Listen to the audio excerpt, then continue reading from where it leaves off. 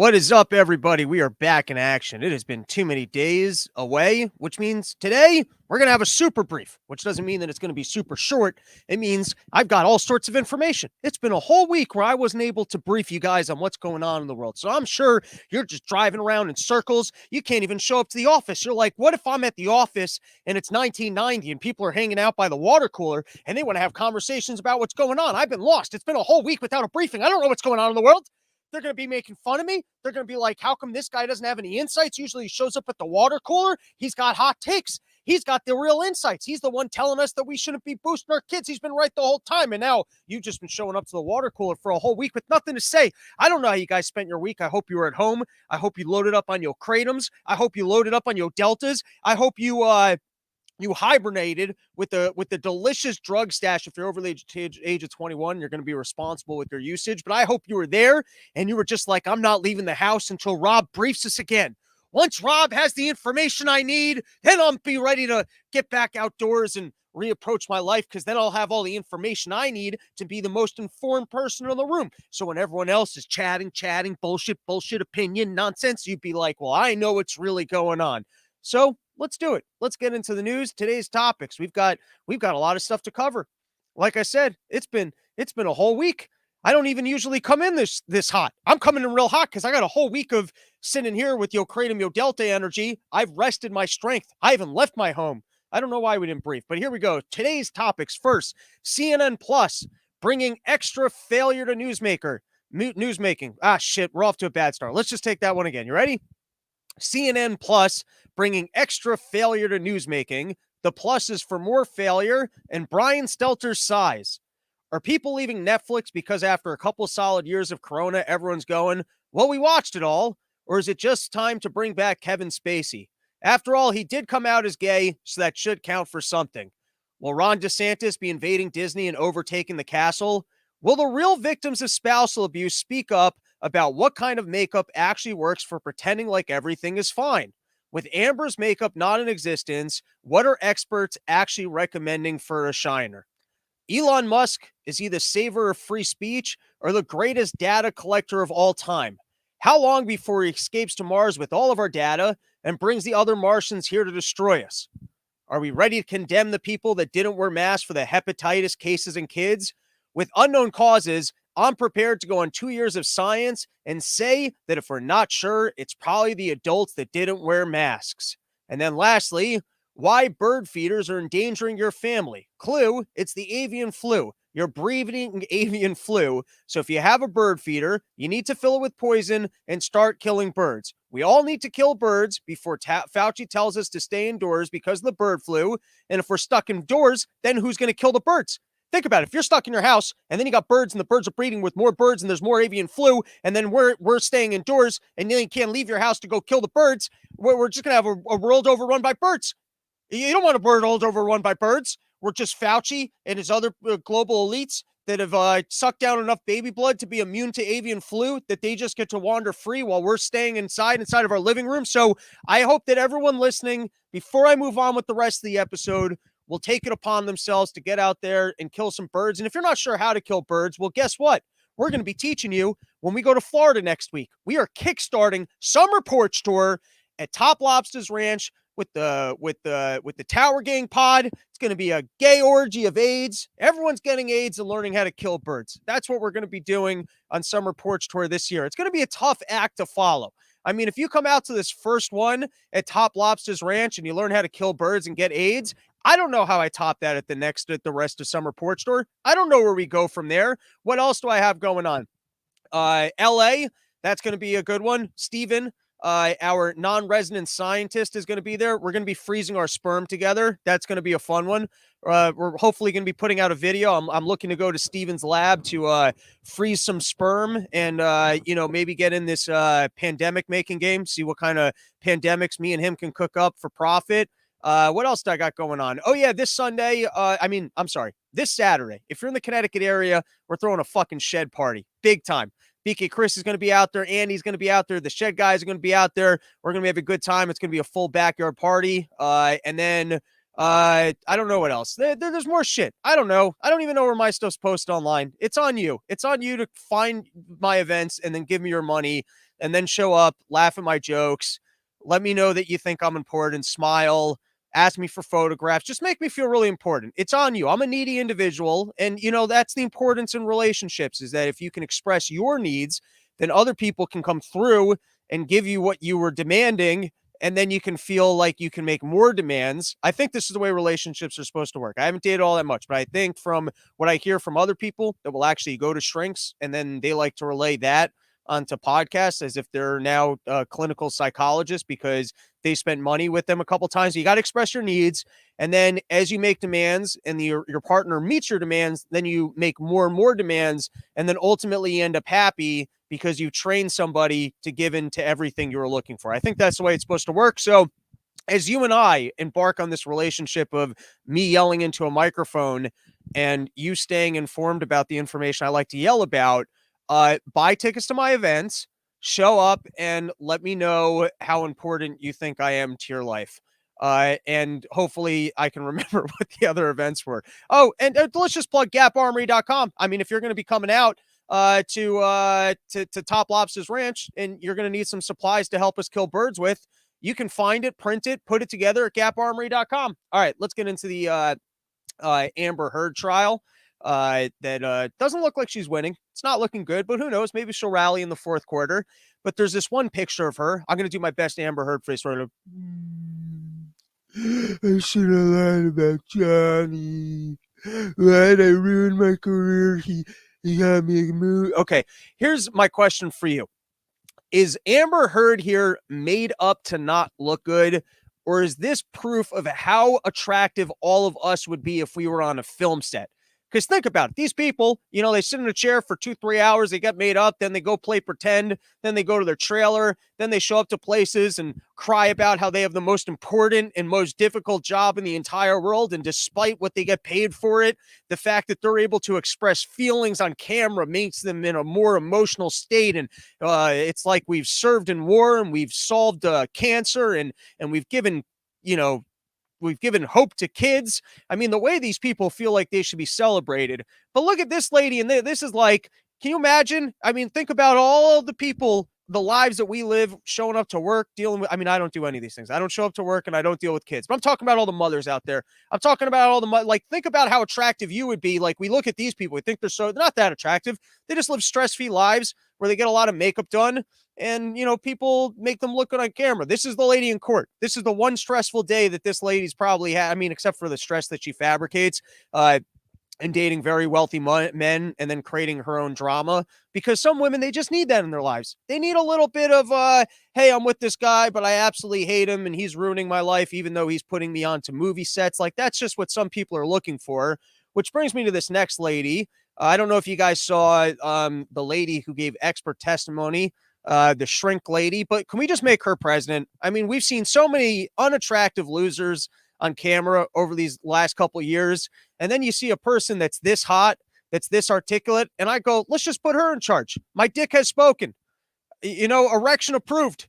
I'm listening to one person in my life that gives me expert advice. It's my dick. And it's telling me that this lady should be our next president. And you know what she does particularly well is she's so good at the polite fuck you face. Just that polite face that says, I think you're retarded. I mean, in the nicest way possible. I'm going to work on that face. That's a good face. It's like a frown and a smile at the same time. I think you're wrong. I mean, I'll think about it, but I think you're just being really, really, all right. So here were some of my favorite moments that I've seen thus far in the trial.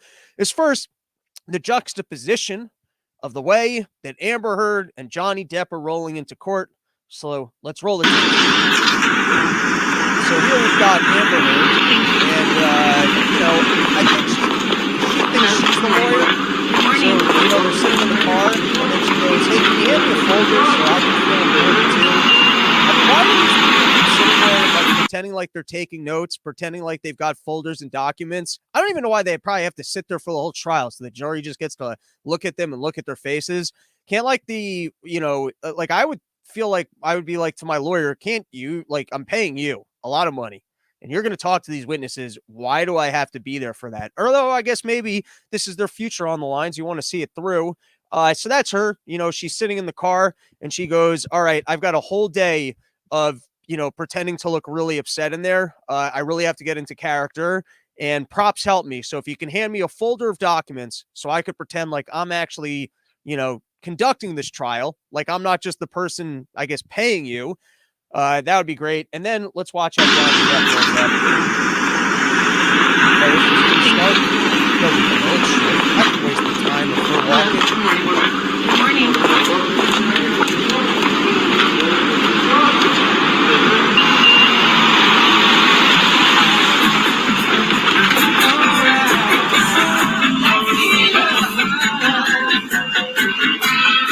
Man's just having a party. He's got his Rasta music going. Doesn't even look like he can walk straight. Looks like he needs the support of the other people, doing a little bit of side shuffle. It looks like the character he played when he was playing Hunter Thompson in Fear and Loathing in Las Vegas. What do you think's inside Johnny's thermos there? And then throughout the trial, I was watching Johnny, and he's taking all these notes, and I was like, what the fuck's this guy doing with these notes? Like, he's not the lawyer. Why is he taking notes? And apparently he's sitting there doodling. I bet those doodles will be worth money. That's probably, are you allowed to sell the doodles that you do in court? And then one more moment, because this was the best moment of the entire trial. I will roll the tape for you guys. Here we go. Exhibit 582 that we will play the entirety of. All right, any objection to 582? No objection, Your Honor. All right, 582 in evidence. Put your fucking cigarettes out on someone else. You have consequences for your actions. That's it. Shut up, fat ass. Yeah, you got me there. You're a flower. Every other man I know, every other relationship I know, there's man, it's like, oh, yeah, shit. And you're a flower every single time you get it. Because you're a fucking cunt! Can we bring back Punk'd? Is there anything more fun than watching celebrities or even just hearing celebrities fucking lose it? I mean, how fun is it just listening to these people? Because you'd think if you handed somebody so much money just to go act and that the whole world loves them, they'd figure out how to construct a life where they weren't with one other miserable fuck that was just ruining it. But it's so funny. It's so funny to see people who could be living so well, just somehow the human condition that you can't just enjoy yourself. So somehow in your home and personal life, you have to ruin, the good fortune that you had. All right. What else do we got here? Coming up. Nope. We already played that video. All right. Next thing is everyone's all upset with Kevin McCarthy.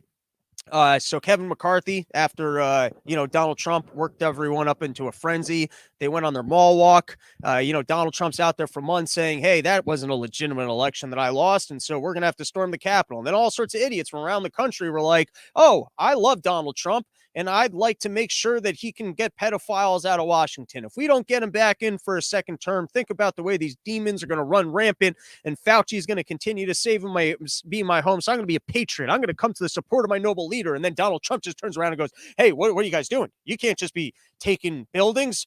I wasn't talking about that. I mean, sure, they stole the election from me and it's not a democracy anymore, but we shouldn't be doing anything about that. I mean, that's not something that we should take action on. Do we really care about this country? Okay. So anyways, Kevin McCarthy, after the thing happens, so he gets all upset and he goes, Donald Trump's got to, I think, resign, or he's got to apologize, or, he should stop being president. He should stop making these claims. In some capacity, he got annoyed at Donald Trump. And so now you got Tucker Carlson going, look, Kevin McCarthy behind closed doors, he's really an MSNBC anchor. These are MSNBC talking points. How dare Kevin McCarthy? And then the people on the left are going to Kevin McCarthy. Look, even he realized that Trump should have apologized and stepped down and walked the plank and, gone back to Mar-a-Lago and then just, admitted to the fact that he never paid his taxes and that he's overestimated the cost of buildings to get more favorable loans. And really, Donald Trump, even Kevin McCarthy admits that Donald Trump should just be walking himself right into a jail cell and calling it a political career because he's been a Russian asset the whole time. And I just like to point out, I get pissed about things all the time. I mean, there should be a 2-day gap. Firstly, I don't understand how these people keep getting the recordings. I almost don't understand why every single political email needs to be on some private server. This seems like a weird game that, like, if you're like, why, if you can't have a private email address then why not just operate like Trump and tweet everything all the time? Why not just make everything public discourse and just tweet your thoughts directly? Like, isn't a little crazy? There's a little bit something about the Public Information Act that doesn't make sense. Like, of course, you're going to try and circumvent that system. It doesn't really make sense to have an email that address that would just be everything would be made publicly available. And I get that there's a balance. Everyone talks about the perfect balance of the public private. And if you just had the perfect amount of regulation, everything would work out.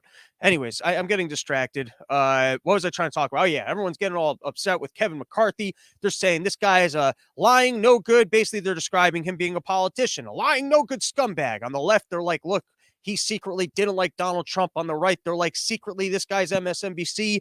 And I'll just point out, can't you just get mad about something for 2 days? Do you know how mad I get about dumb things? And then I call one friend and I just yell, you wouldn't believe what happened at that business meeting. I'm never going to work at this company again. And then I call the next guy. I'm like, I'm so mad. I spoke to that last guy and I told him I'm leaving this company because of that thing that happened.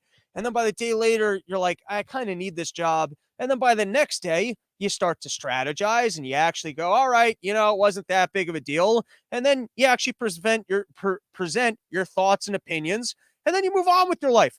Oh, why are we holding people accountable for the non-public statements that they made while they're angry about something?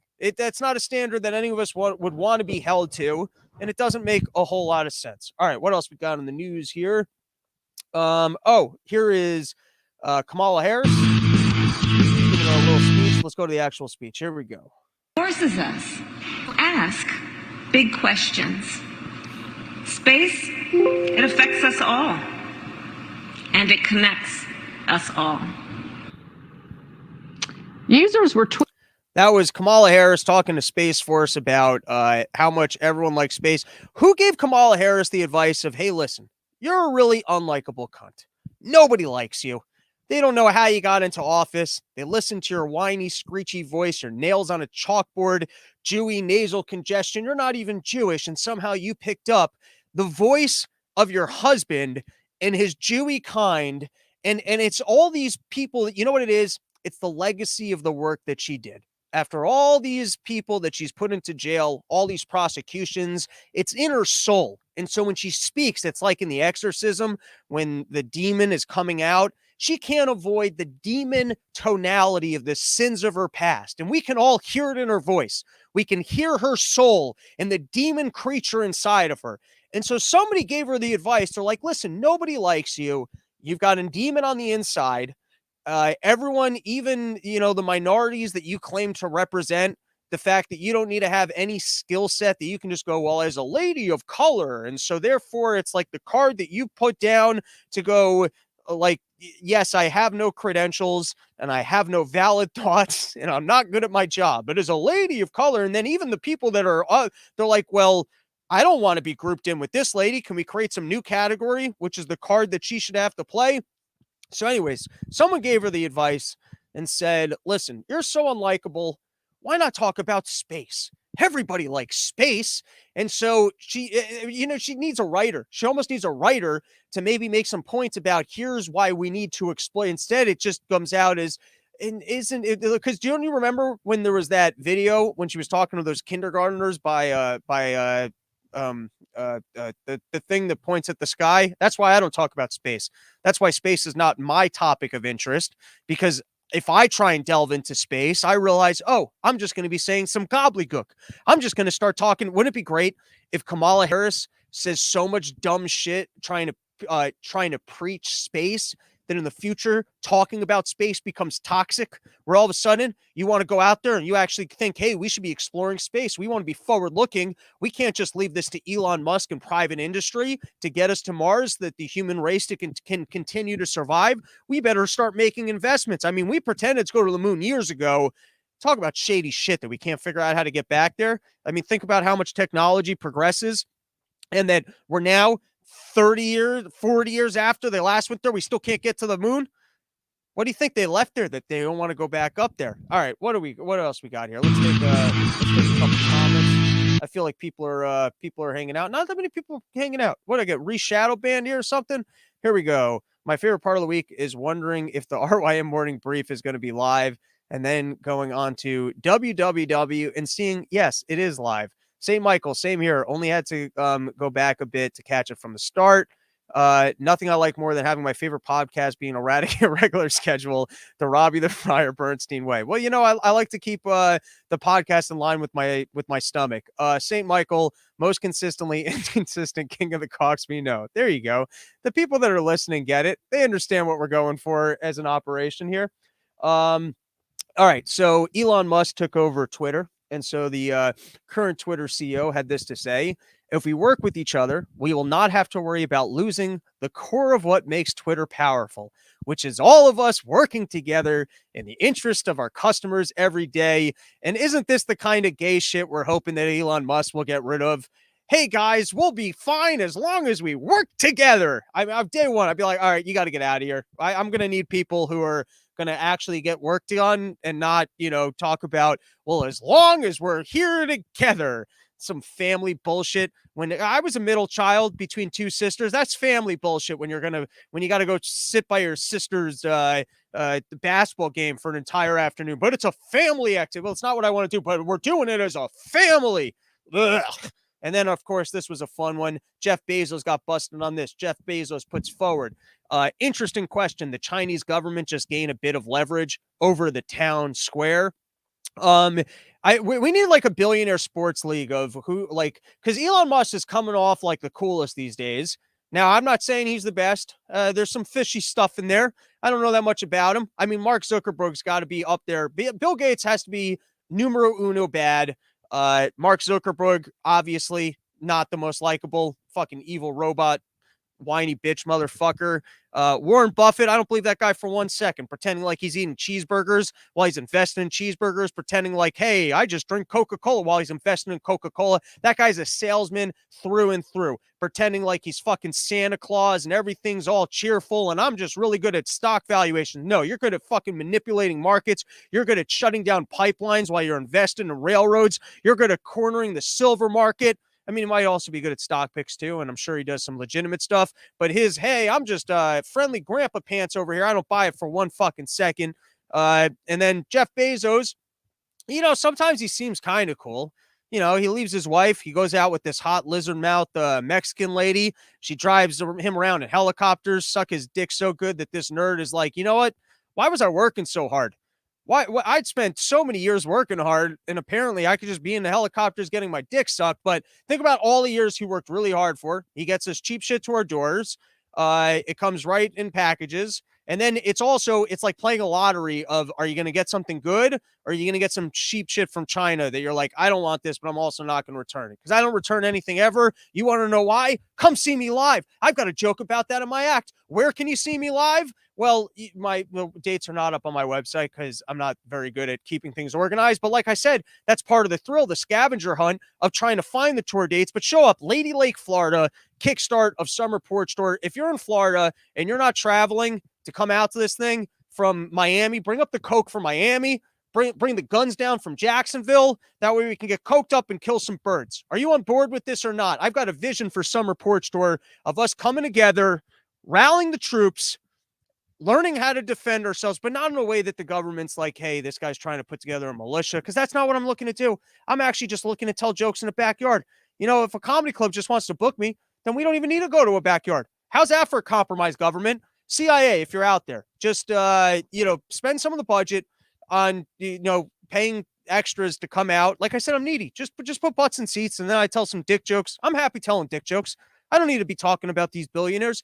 How's that for a compromise? I'll stop talking about these billionaires that want to burn our farms, take away all the food, and make us slaves to them in a metaverse where you explore a digital landscape, but it's boring.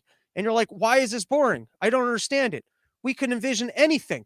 I mean, like, you could just put me in a room with tit mountains that I could walk around and touch the tit mountains. But instead, you've got me farming in a digital farm. I don't want to farm in a digital farm. I want to look at a landscape of titties that I can jump on them. And then every once in a while, milk comes out. And that's how you get sustenance. You got giant tit mountains. You can spend a whole day where you got to climb to the top of the tit mountain. And then when you get to the top, You can suck on that nipple. You can get and like the tit milk just tastes like fucking milkshakes, but it doesn't bother your stomachs, and it keeps you perfectly fit. I mean, how's that for and then you get guns and you get to defend your tit against other people, but then when you die, it's a video game. It's a video game where you get to climb up giant titties, drink milkshakes out of the tits, and then shoot other people that want to try and take your tits. How's that for a video game? You out there, Toilet from Outer Space, and show up for the Florida event. My God, do I have ADD? All right, what else do I have here? Oh yeah, so these were some fun responses to Jeff Bezos. How much leverage does China have over Washington Post, given the percentage of goods sold on Amazon that are dependent on that country for supply? The way at Washington Post disses India, I'd say a lot, but it could be entirely independent prejudice. What else we got? Amazon agreed to allow only 5-star reviews from Z's book in China. I took these from Zero Hedge. You want more of these people? Get him back at Jeff Bezos, calling him out for being full of shit. You can go check out that article over there. And then lastly, which we're going to do full coverage tomorrow. I'm teasing tomorrow's show. Look at how good I am at plugging. I'm plugging my dates. I'm teasing material coming down the line. You want to solve your life. You just got to buy my DVD series. Biden officials reportedly fear surge in Twitter misinformation under Elon Musk, which, of course, is the government going to rally its troops? Is it going to create some new government agency to make sure that there's no misinformation? Are we going to have maybe Fauci will switch positions? Fauci, they'll finally be like, hey, since the pandemic's over, I can go on to even more important work and become the head of the Ministry of Misinformation. Are they going to call it a czar? Every once in a while, they like doing that. But czar, I mean, that's a word the Russians use. We can't be using Russian words. If we're using Russian words for our government positions, we're practically Russia at that point. And then it's like we're endorsing what Putin's doing. I mean, that's a Russian talking point. It's a Russian word. We can't be vodka, though. Russians drink vodka. Potatoes. Russians eat potatoes. You want to be considered a Russian? This is dangerous times. Okay, there's a couple more things on the Elon Musk thing. The deal is the latest. This is from the New York Times. The deal is the latest example of how extreme inequality is shaping American society. A small number of very wealthy people end up making decisions that affect millions of others. That has always been true, of course, but it is truer when inequality is so high. In the U.S. economy, wealth inequality has exceeded even the peaks of the 1920s, as another chart from Sayes and Zuckman's research shows. They're trying to say that this is the evilness of the free market, that billionaires can have so much money that they have undue influence. And I'm going to say it's actually the exact opposite. I'm a person, I enjoy Twitter. And guess what? I get to enjoy Twitter more. A billionaire just combated the power, or he might lose it. It's more the power of governments, that they don't have to offer you goods and services or value or things that you like, that they get to be pro-censorship, that they get to just take things from you. They get to ruin things that you like. And then you get a billionaire who goes, you know what? I'm going to provide the market with a product that they like. That's what I'm going to do. So it's not the outside. If anything, it's like the goodness of the billionaire in combating the power of government, that we might be able to actually have free speech. We might be able to just share our stupid jokes, and we might be able to build audiences of people who go, hey, I like this guy's stupid jokes. And on that note, no, there's no other note. There's no note there. Ah, shit. What just happened to my screen here? All right. What else we got? We got one more chunk, just to give full sides. I don't want to be one of these CNN pluses with the fat Brian Seltzer, who's only got one opinion, only one point of view, won't give you the full story. That's not what I'm trying to do for my living room studios. So here, I don't know what article I read this from. I should start keeping better notes here. But just to say, it's not all gravy and tit mountains with milkshakes coming out of nipples. That's not the universe that we're living in. Is Twitter going to be perfect? Is the government going to come after Musk? Are they going to shut down all these electrical vehicle charging stations? Are they going to start just blowing up like all these factories that have our food and supply lines in them that Bill Gates has taken out so that we'll be slaves to him? I don't know. But that would be a funny one if all of a sudden these electric charging stations for Tesla just started spontaneously combusting. All right, let's read this. But will some have sway over him in ways that could distort what the public sees on Twitter? For example, Twitter has no presence in China. Musk does. A huge chunk of Tesla's growth is dependent on that country. What happens when Chinese officials tell them to remove content from Twitter that they find objectionable? Back here in the U.S., Musk's SpaceX business relies in large part on contracts with the Defense Department. His Tesla business is in discussions with the U.S. government about a national charging station infrastructure. His Boring Company, which digs tunnels, relies on government for contracts. If a politician that controls the purse strings for any of Musk's companies were to publish misinformation, would Musk remove it? Dun, dun, dun! So I'm just saying it'll be interesting to see if Musk is able to actually have a Twitter that is a free speech environment, because it seems to me like he's got a lot of hands in other activities, profits in other activities. It might not be that easy for him to avoid the clutches of government. And then, of course, Trump saying that he won't rejoin Twitter. I'm calling bullshit. I'm calling bullshit. Are you kidding me? This is, other than the Sudafed that Donald Trump is snorting, he's sitting there all day and he's just wishing he could be on Twitter. And he was the best at it. I mean, this guy is bad at everything. Can you imagine being a billionaire where like you're just not good at anything, and all of a sudden you find that one special thing, the one thing that you're good at, and then they take it from you, and then you got to spend all your days cheating at golf, pretending like your wife loves you, just sitting out at Mar-a-Lago. And then, you know what? I've had enough of this Twitter topic. Okay. This was a fun article. How to help, you know what? Maybe we'll do this one. We'll do this one. No reason to skip it. It's a good topic. How to help a child dealing with climate change anxiety. This is how far we pushed it. We've got Bernie Sanders up there going, your kids are going to be dead. They're going to be dead tomorrow. There's no way that they're going to make it. The planet it's getting so warm, and we spent the college isn't free yet. That there isn't enough healthcare, and now the oceans are going to come out of the oceans and they're going to swallow your kid. And as the planet gets hotter, your kids will be dying. We got to do something yesterday, and it wasn't soon enough. I'm just basically doing a Jackie Mason impression. Also, why is my apartment so cold? It seems like I'm doing coke. I swear, I'm not doing blow. Have you guys? I'm not doing any blow. It's just cold in my apartment, so I seem to have a runny nose. But I don't have coronas. I ain't got no BA2s. I'm going to be out in Florida next week, and guess what? I'll be so healthy that I will be able to kill the most birds when we start killing birds to, you know, make sure that the avian flu doesn't take over the country, and that all of a sudden Fauci's up there going that there's so many birds. You can't leave your house. There's too many birds out there, so you're going to have to stay home inside, so that you don't get attacked by the birds. All right. But anyways, we've pushed this so far, you know, because kids, they're gullible. They don't know that you don't have to listen. They don't know that your parents and the government machine will lie to you and tell you that the world's coming to an end tomorrow. And so, you know, and there's nothing that you can do about it. Because if I was a kid, I'd be like, well, why am I even going to school? I mean, if you're going to tell me that by age 30, you know, there's going to be no world because everything's going to get so hot, why let's just have recess. Let's just have recess, get fat, and eat ice cream. I mean, I'm a kid, but I'm not so stupid to think that math's important. If I'm not even going to make it to the point in time when I realize that I didn't even need this, what am I doing in the school thing? All right, so here was a quote from this author, and so here you go. This is pre-bedtime. You're just trying to put your kid to sleep. It's been a long day.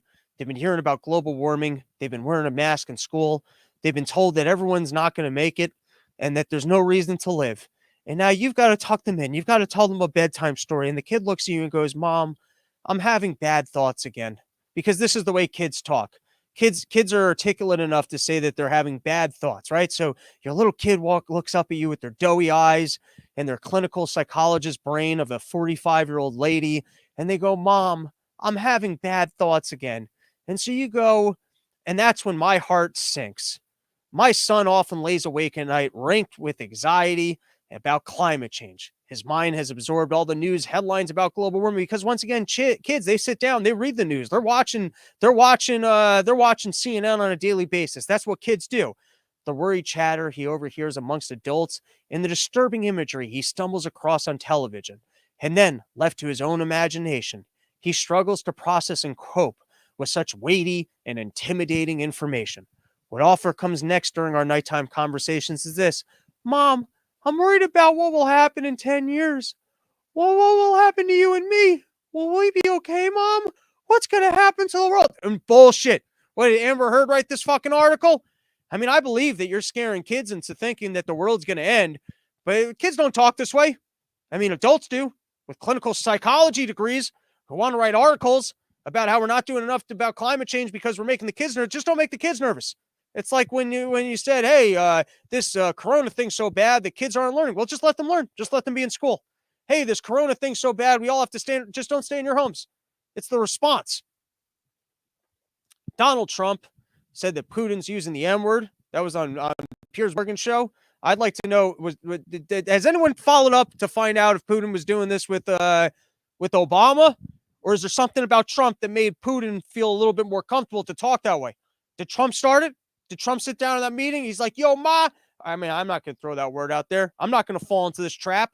I don't want people to think that I'm using Russian language on the Run Your Mouth podcast, which, by the way, let's take a moment and plug one of our sponsors. We've already plugged GapArmory.com. You can go there. You can make preparations. You can make investments. It's like a Lego kit, but for guns. And I don't know if you can say that. And this is probably going to be the last time we advertise them. So go to GapArmory.com before new legislation comes in, because ignorance of the law is not, well, don't make the law so complicated. If I don't understand the laws, how can I violate the law? That's the way I see it. Anyways, you go to sheathunderwear.com, though. You can't run into any problems at sheathunderwear.com. I mean, you go there. What are you doing? You're separating your balls from your dicks. There's no laws against that. They can't make a law against. Can you imagine that? The demons in government go, listen, no, we want everyone's balls and dicks squashed together. We're going to make new underwear that's like those key trap contraption things for these bitch beta dudes who like having their balls and shit just put into some fucking clamps so that they can. I don't even know why you would want to do that. Well, what if you got to pee? What if your wife dies and the key goes away? Maybe she falls in love with that black lover and they run away with the key. And all of a sudden you got to show up to the hospital and be like, yeah, I got cucked. And now my dick is stuck in this mousetrap. Can somebody help me out here? Anyone? And they're like, well, no one's got keys for that thing. And then the FBI's got to come in with one of those safe opener things. You don't want this to happen to you. You don't want to live in a world where the government starts taking away all the comfortable underpants. So you might as well get ahead of it. You might as well right now go to sheathunderwear.com, use promo code RYM, and you get 20% off. And then you can get underwear that comfortably separates your balls from the dick. And don't let government take that from you. And here's the other thing. This is real cool. We got a 1-month promotion. It's going to end at the end of June, but we're going to see who the biggest spenders were with that RYM promo code. And whoever does, they're going to get the cooler sheath hat. I mean, these sheath hats are cool, but the one that's got the black and the red and the Run Your Mouth on the side, that's limited edition. There's only 8 of them. And I've rubbed my dick on the inside of every single one of them just so that they'd have more value. And then we've turned that into an NFT. We've turned the scent, but there's not much of a scent because I wear the sheath, and the sheath is so absorbent. But that's the thrill of it, is that, my balls were there, but you can't even smell them. All right.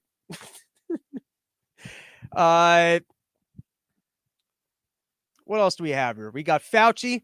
He's going, listen, we're out of the pandemic phase, and now we're on to the boosting kids and new therapeutics phase. It's a new era. And that was yesterday where he said we're out of the pandemic phase. And just when you think, because I wrote that yesterday, and then all of a sudden, even by today, he goes, no, it's a different moment. The pandemic's not over. I mean, we still have pharmaceuticals to push. We just don't need you to be in mass, because here's the newest information that we have. We're not going to get new customers on this thing. And so there's no reason for us to continuously torture people and have people questioning our policies, because our core customers, they'll keep taking these boosters. And so we've realized we can't convert new customers. And what we're doing is we're actually exposing that our policies aren't working by torturing these people with masks, by losing all these court cases. We're realizing that we're going to end up eroding the trust of our core consumer base. So instead, we're going to say that it's not over, but we're just going to focus on those core consumers who are super gullible and bought in still, so that they'll continue to take the shots. They'll continue to take these medicines. They'll take these pills as you need it. And this is great. You've got Pfizer asking the FDA to authorize booster shots for ages kids 5 through 11, which when they say authorize, what they really mean is forced implementation. They don't want government just to come around and say, you can take this thing. They want to say, hey, we're in an emergency, and if you're not taking this thing, you can't show up to school, because otherwise people don't take it. And why would anyone need this anymore when the CDC is estimating 3 in 4 kids have had the coronavirus infection? Have kids dropped dead? Has the virus suddenly become more infectious? Or is this new BAT super stealthy variant thing ramping up that all of a sudden we need to be super afraid? And we'll tease it tomorrow. These are some videos that we're going to get into. All right, that was a pretty good episode. I mean, I got a fair amount of yelling in for 40 minutes. Trump's N-word comment reminds me of that guy who shot up the subway, black nationalist, shoots up the N train. Sounds like a setup for a joke, not a CIA glow up. Big Rama giving me some smiley faces, and then Slinky Blooper, Icky Needles. All right, that's our show. Thank you, everybody, for hanging out with us. We'll be back at some point with a new episode. You know, maybe Saturday, maybe Sunday, maybe even tomorrow. It's not really up to me. It's more up to the news. It's more up to whether or not my cable wires have broke. It's more up to sometimes even Davey Smith if he's doing an episode and then I can't get 2 episodes. And I mean, there's all sorts of variables. You wouldn't want to see the math and equations about when I go live. I've got a chart. It's in line with the moon. And sometimes if the solar rays are hitting the earth at the right angle, that's when I know it's my opportunity to go live. I know that people will be most open to going to yokratom.com and buying kilos. They'll be most open to buying sheath because I'm just a corporate man. All the information I spew on this show, it's just a front for trying to push kilos at Kratom. That's really my life works here. And as long as the moon is hitting the earth at the right angles, then people go out and they'll buy their Kratoms, and then the world will be a better place if you're over the age of 21. That's all I got. Dude, if you're fucking in Florida, show up. It's the opening kickstarting party for Summer Porch Tour. I'm going to be doing a whole bunch of comedy. We're going to be shooting some birds. And we're going to be having a full day of podcast, arts and crafts, drinking, and other nonsense. So show the fuck up for that. There's other shows. Reno, of course, late show, still available. Chicago, LA, and there will be a whole Washington State run. Denver's coming up soon. Washington, D.C. is coming up soon. Fairfax, Virginia is coming up soon. I got more dates. I just haven't made the events. You know why I haven't made the events? Because I don't know. I'm working on moon calculations. I got a whole day to work on moon calculations to figure out when I can go live. I don't have time to be making these Eventbrites. I don't have time I got moon calculations to be doing. All right, that's our episode. Thanks, everybody.